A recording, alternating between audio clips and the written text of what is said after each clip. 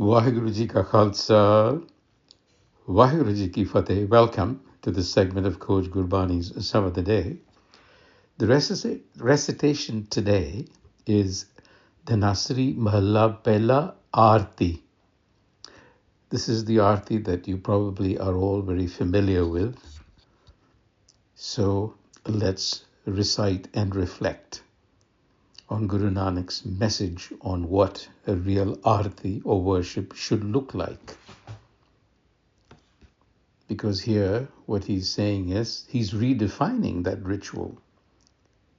Instead of a metal platter with ghee lamps, the entire cosmos becomes the offering. So, the recitation.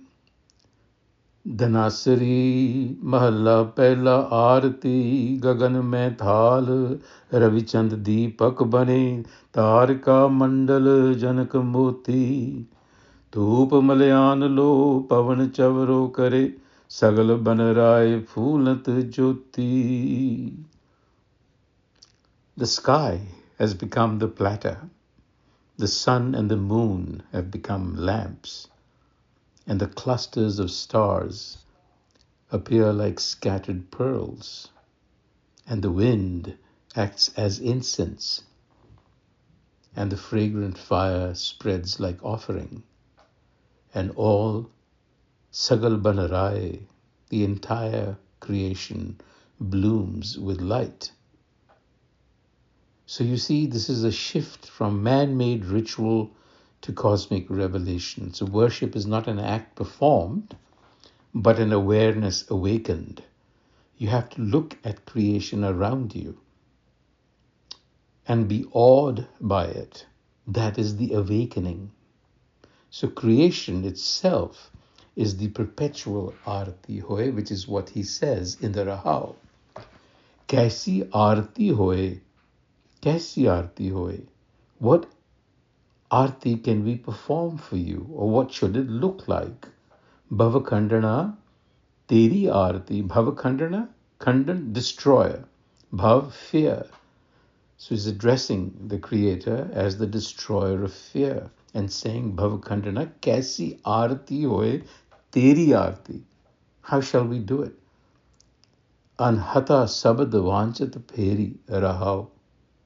Your true aarti is the unstruck sound, resounding like a great drum. This is Oankar, sabad. Sabad is the aarti. So we should be aligning with the Shabad. This is how the Shabad, this Shabad that we are reading is pointing to that Shabad, that resonance. So no ritual tray is going to be adequate, right? So the true Aarti is Anahat, Shabad, unstruck resonance of being. So the Guru Nanak, he's redirecting us inward from lamps, incense, and objects. Now, I am not suggesting that we have no ritual on the outside, because one way or the other, there will be ritual, as long as it brings inner awakening, as long as it is done with consciousness and not just blindly, as long as it underpins your activity. That's the whole point. And in the next stanza, Sehasatavanena Nana nain hai tohi, kau sehas murat nana ek tohi. So he's now describing this unseen creator, saying, you have thousands of eyes, yet you appear as having none. You have thousands of forms, yet you are the one. You have thousands of pure feet, yet appear with a single one. So he's trying to get away from an anthropomorphic conception of the divine as a person. So what he's telling us, Guru Nanak, is that the divine Shabad is expressing itself through infinite forms, yet it remains beyond all forms. It sees through all eyes, yet it is not limited by eyes. It pervades all fragrance and yet remains unobjectified. So this verse is a way to break our habit, because the ego tends to live in opposite. It has to have an object to grasp something. And the Guru is saying you have to perceive the infinite without reducing the infinite to any single appearance. That is the trick. And then he goes on to tell us that Shabad is the light. It's universal. Sab mein jyot, jyot hai soe. It's present in all of us. That Sabad resounds in us. Tiske chanan sab mein chanan hoy. By that light we are all illumined. Gur Sakhi jyot pargat hoy. Through the Guru's revelation, that light is made manifest. The Guru is important to connect us to the Guru, to the Sabad Guru. So you see how this transition occurs. So from the cosmic to the interior, the divine light is universal, yet it is inherent in us. The Guru, of course, is not telling us anything new. The Guru is simply revealing what already is. So therefore, Arati is the process of aligning, living in accordance with the light that animates all existence, Sabad, which is also Hukam, and dimension of which is the Hukam. Har charan kamal makarand lobhat mano, anadino mohe ahi pyasa, kripa jal dehe nanak sarango, hoye jate tere naam vasa. Har charan kamal, my mind longs day and night for that nectar, the nectar of wisdom. Makarand is nectar. Lobhitamano, the mind is pining for that. There is a pining that goes on.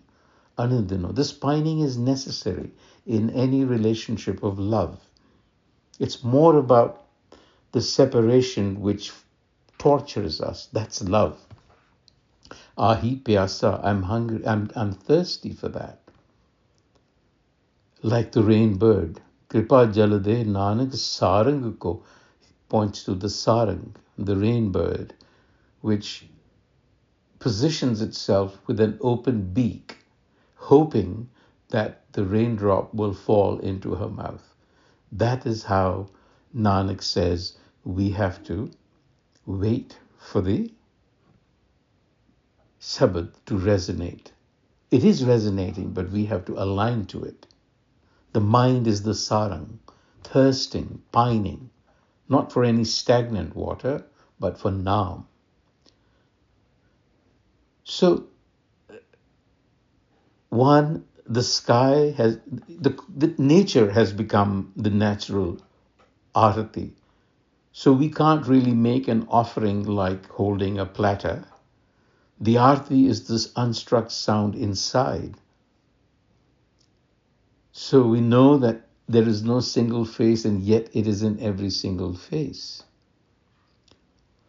So you see how a ritual is being redefined as a cosmic event, relocating that event, its internal sound as opposed to external ceremony.